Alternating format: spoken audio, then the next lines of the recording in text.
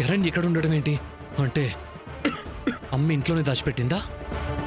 వెంటనే వెళ్ళి నేను తనని కాపాడుకోకపోతే ఘోరం జరిగిపోతుంది. అరే ఆనందా! ఆనందా!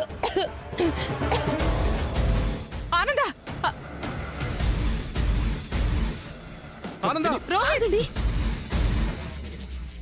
ఏమండి, మీరెక్కడికి వెళ్తున్నారు? పిన్నికి లోపల ఏమైనా జరిగితే? మీరేం కంగారు పడకండి, అత్తగారికి ఏం కాదు. ఆనందకి ఏం కాదని నువ్వెలా చెప్తున్నావా అనన్య? ఎందుకంటే ఇంట్లో ఈ పొగ పెట్టింది నేనే కాబట్టి.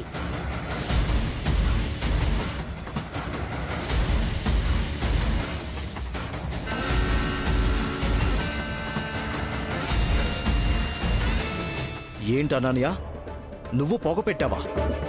ఎందుకు? శరణ్యని బయటికి రప్పించడానికి మావయ్య గారు.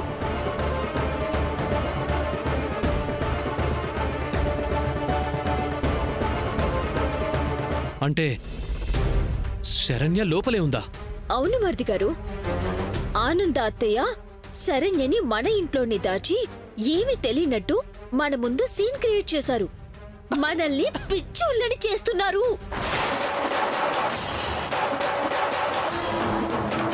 అంటే రాత్రి నేను చూసింది కూడా శరణ్యనేనా? అవును మరిది గారు, మీరు చూసింది 100% నిజమే. చూస్తూ ఉండండి, అత్తయ్య గారు శరణ్యని ఇంకా సేపట్లో బయటికి తీసుకొస్తారు.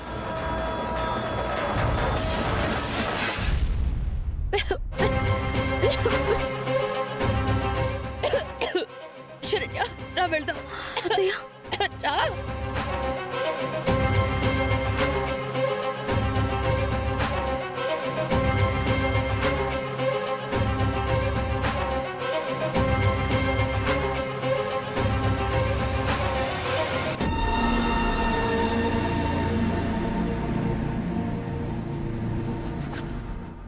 ఏంటానందా ఒక్కదానివే వచ్చావు? శరణ్య ఎక్కడా?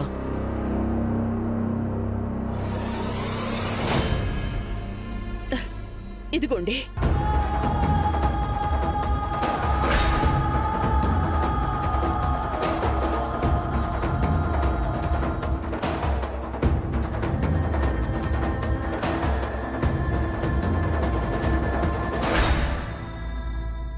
అదేంటానందా, ఫోటో తీసుకునొచ్చావు? శరణ్యాన్ని తీసుకునొస్తానని వెళ్ళా? నేను వెళ్ళింది శరణ్య ఫోటో తీసుకురావడానికి అక్క. తను ఎలాగో కనిపించకుండా పోయింది. తన ఫోటో కూడా పోతే నేను తట్టుకోలేనక్క, నేను తట్టుకోలేను.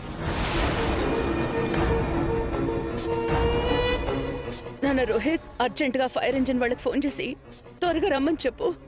పర్లేదు పిన్ని, ఆ పొగ పెట్టింది ఎవరో కాదు పిన్ని, అనన్యే. అనన్య, ఇలా ఎందుకు చేసావు?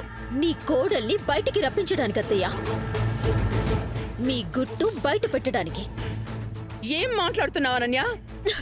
అబ్బబ్బబ్బబ్బబ్బబ్బా, ఏం యాక్టింగ్ చేస్తున్నారు అత్తయ్య గారు? మన ఇంట్లో శరణ్య ఉందని నాకు తెలియదు అనుకుంటున్నారా? పొద్దున మీరు టిఫిన్ తీసుకెళ్తుంటే నా కళ్ళారా నేను చూశాను. ఆ విషయం నేను ఈ ఇంట్లో చెప్తే ఎవ్వరూ నమ్మరు. అందుకే ఇలా ప్రాక్టికల్ గా ప్లాన్ చేశాను. నీకేమైనా పిచ్చి పట్టిందా?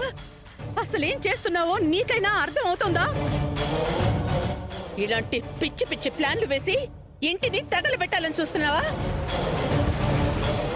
శరణ్య ఇంట్లోనే ఉంటే బయటికి రావాలి కదా, ఎందుకు రావట్లేదు?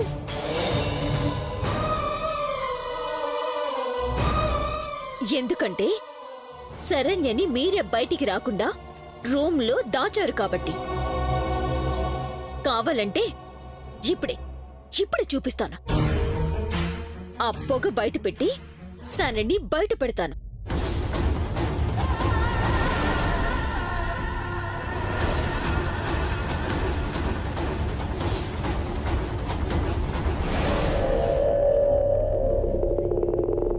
రండి.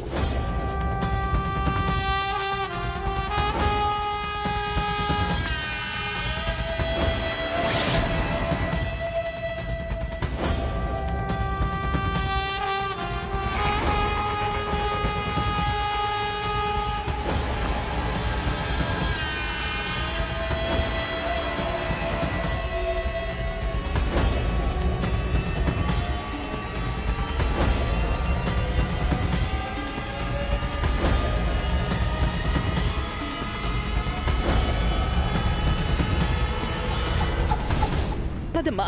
ఎక్కడికి అత్తయ్య గారు? అదేంటమ్మా బయటికి? నేను రానత్తయ్య గారు. ఇప్పుడు నేను బయటకు వస్తే మీ పరువు పోతుంది. అదేంటి ఇక్కడే ఉంటే నీ ప్రాణం పోతుందమ్మా. పర్వాలేదు అత్తయ్య గారు, మీ గౌరవాన్ని కాపాడటానికి ఈ ఊపిరి ఆగిపోతుందంటే సంతోషంగా చచ్చిపోతాను. అంతేగాని బయటికి మాత్రం నేను రాను. అయ్యో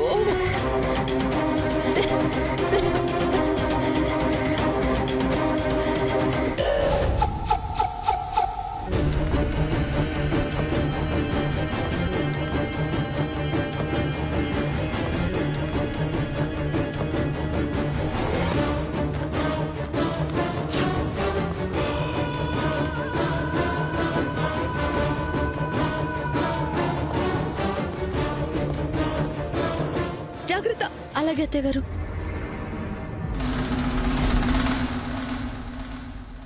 అనన్య ఇంక వెతకడం ఆపు. లేదండి, శరణ్య ఖచ్చితంగా ఇక్కడే ఉంది. నాకు తెలుసు. అత్తయ్య గారే ఏదో డ్రామాలాడుతున్నారు.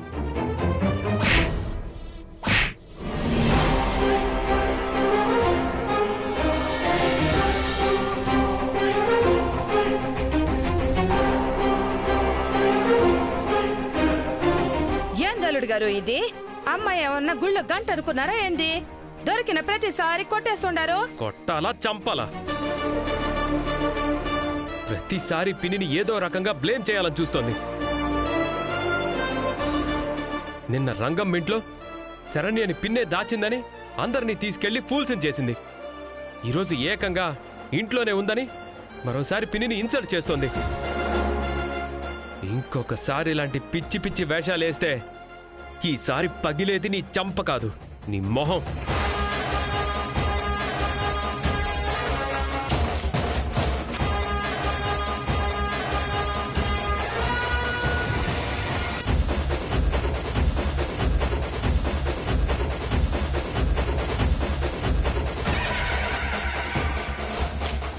ఏంటి ఫైర్ మిస్ఫైర్ అయిందా?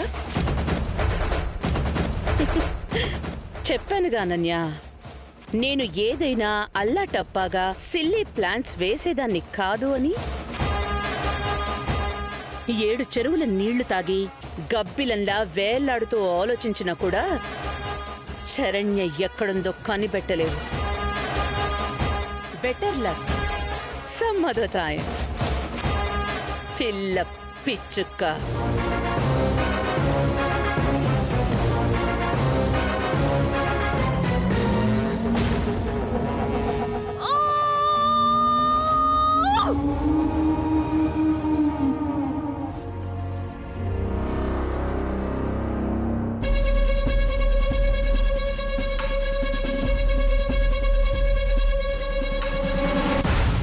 ఓ నాయనో, మరి కాసేపట్లో సమీరాని కోర్టులో నిలబెడతారు. ఇది గాని అక్కడ నా గురించి చెప్పేసింది అంటే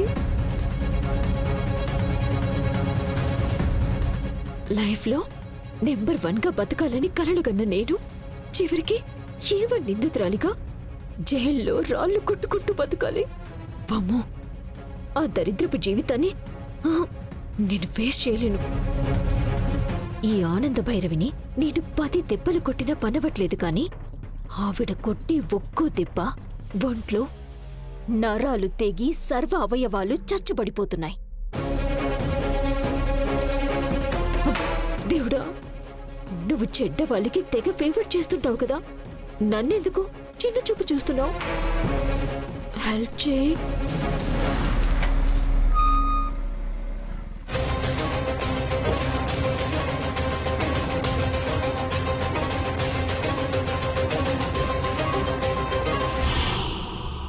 దర్శనొచ్చాడేంటి? వీడేం చేయగలడు? మహా అయితే లోపలున్న దాని ఒంటి మీదున్న దెబ్బల్ని చూసి ఊడిపోయేటట్టు పళ్ళు కొరుక్కొని రక్తం వచ్చేటట్టు చేతులు పిసుక్కుంటాడు. సమీరా, దర్శన్, దర్శన్, సమీరా, సారీ.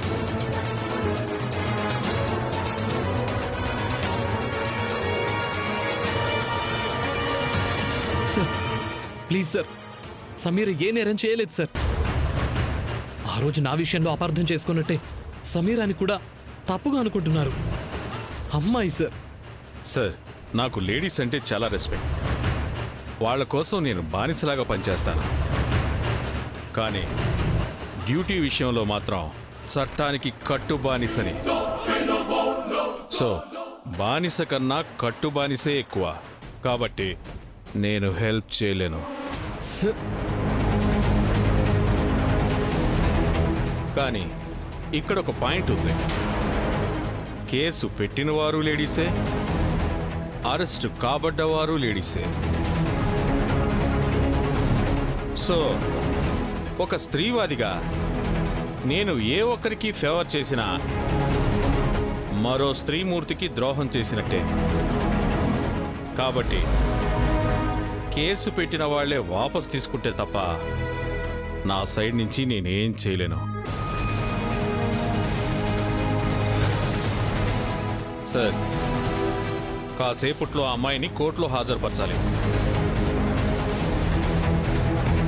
ప్లీజ్ మీరు ఇక బయలుదేరచ్చు. Sir sir sir please sir. Sir sir sir sir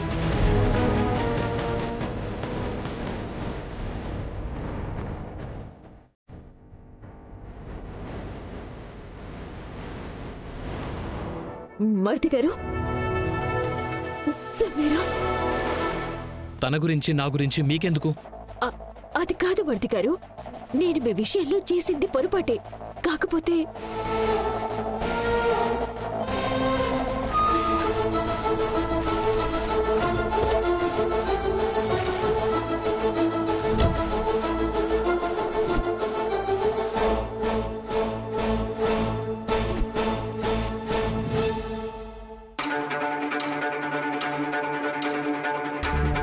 అమ్మా అమ్మా అమ్మా అమ్మా ప్లీజ్ అమ్మా, కేసు వాపస్ తీసుకోమ్మా. అలా చేస్తే నీ భార్య తిరిగొస్తుందా? అమ్మా, సమీర ఏ తప్పు చేయలేదు. నువ్వు చేసావు కదా.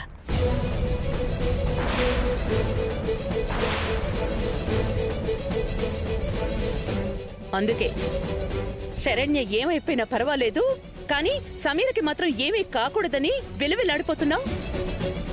నీ భార్య కనిపించకుండా పోవడానికి ప్రధానమైన కారణం నువ్వు ప్రేమ అని నమ్ముతున్న ఒక మాయావలయం. దానిని నువ్వు దాటి రానంత వరకు లోపలున్న దాన్ని నేరస్తురాల్లో ఒప్పుకోలేవు. అమ్మా, ఎందుకంత స్ట్రాంగ్గా తనే శరణ్యని కనిపించకుండా చేసిందంటున్నావు? తనేమీ నాకు తెలియకుండా అక్కడికి రాలేదు. నాతో పాటే మా కారులోనే తను రిసార్ట్కి వచ్చింది.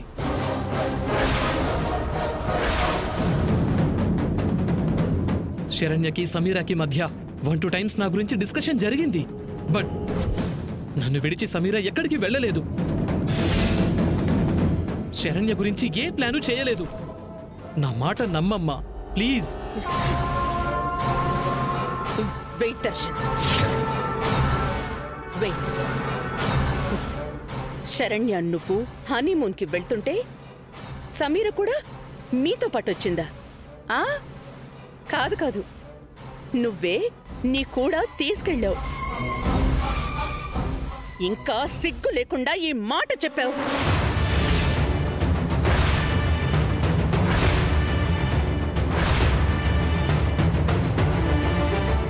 నీ నోటి నుంచి ఇది చెప్పించడానికే దర్శన్ వాంటెడ్గా దాన్ని లోపలేయించాను. Darshan, thank you so much. నిన్నిలా చూస్తుంటే నాకు చాలా గర్వంగా ఉంది. భార్యతో హనీమూన్కి వెళ్లకుండా గర్ల్ ఫ్రెండ్ని తీసుకెళ్లావని వింటుంటేనే నా పెంపకానికి శాలువా కప్పి సన్మానం చేస్తున్నంత గొప్పగా ఉంది. అమ్మా అమ్మా, ఐమ్ సారీ అమ్మా. నార్మై నార్మై, నిన్నిలా చూస్తుంటే ఎలా కన్నాన్రా భగవంతుడా వీణ్ణి అని నా మీద నాకే ఆశయం వేస్తోంది. అమ్మా అమ్మా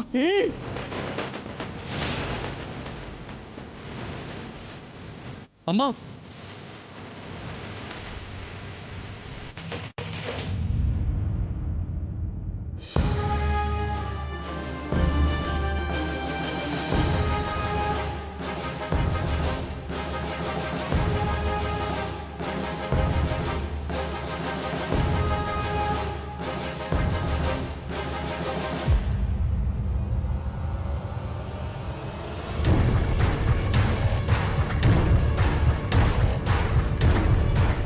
ఎస్ఐ గారు, చెప్పండి మేడం.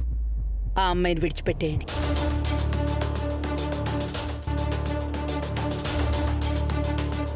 అదేంటండి, ఏంటి ట్విస్ట్? మీ కోడలు గాని దొరికేసిందా ఏంటి? లేదు, ఆడపిల్లని కోర్టుకి తీసుకెళ్ళడం ఇష్టం లేక అలా చేయడం వల్ల ఆ అమ్మాయి భవిష్యత్తే పాడవుతుంది అనిపించింది.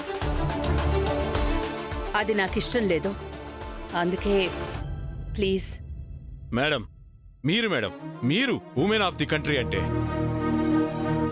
ఒక నేరం చేసిన అమ్మాయి గురించి కూడా ఇంత గొప్పగా ఆలోచించారంటే ఒక స్త్రీవాదిగా నాకెంతో గర్వంగా ఉంది మేడం. Hats off madam.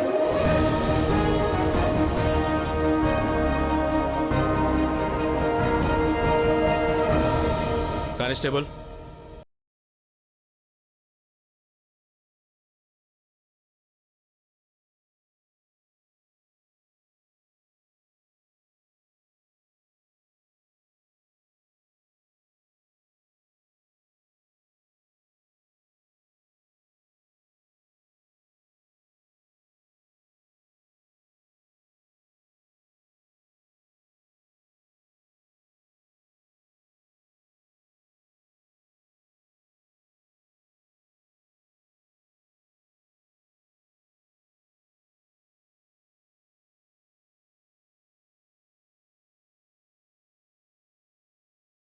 అంటే ఎలా ఉంటుందో ఇప్పటికైనా అర్థమైందా?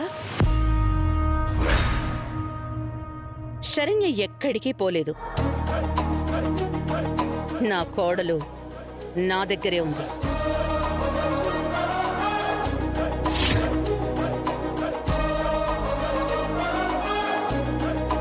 నీ ఒంటి మీద పడిన ప్రతి ఒక్క దెబ్బ రిసార్ట్లో నా కోడలు చూసిన నరకానికి రిటర్న్ గిఫ్ట్. ఇక ముందు నా కొడుకు కోడలి జీవితాల్లోకి తొంగి చూసినా నేను నీ వైపు మరోసారి చూడాల్సి వస్తుంది. వెళ్ళు.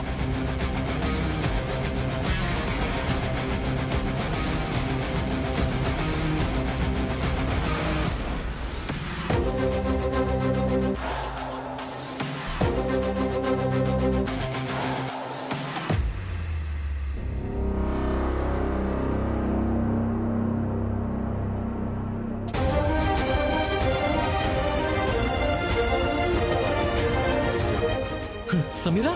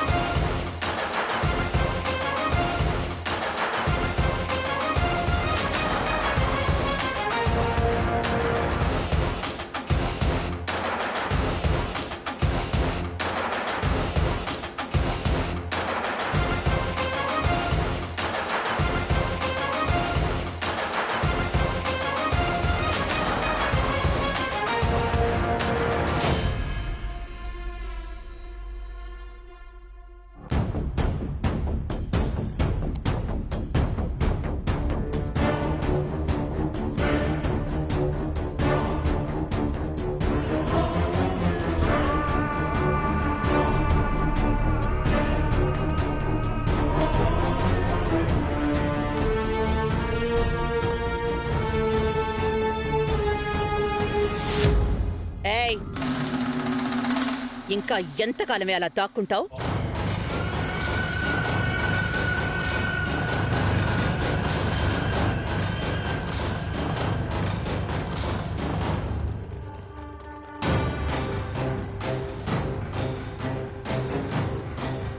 దాన్ని విడిచిపెట్టానంటే నువ్వు తప్పించుకున్నావని అనుకోకు.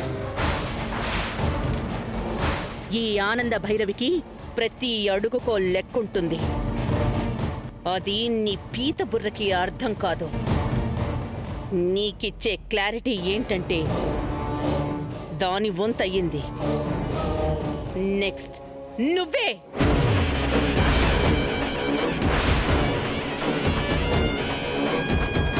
నా కోడలి ప్రతి కన్నీటి బొట్టుకి నీ చేత శాంతి జరిపించకుండా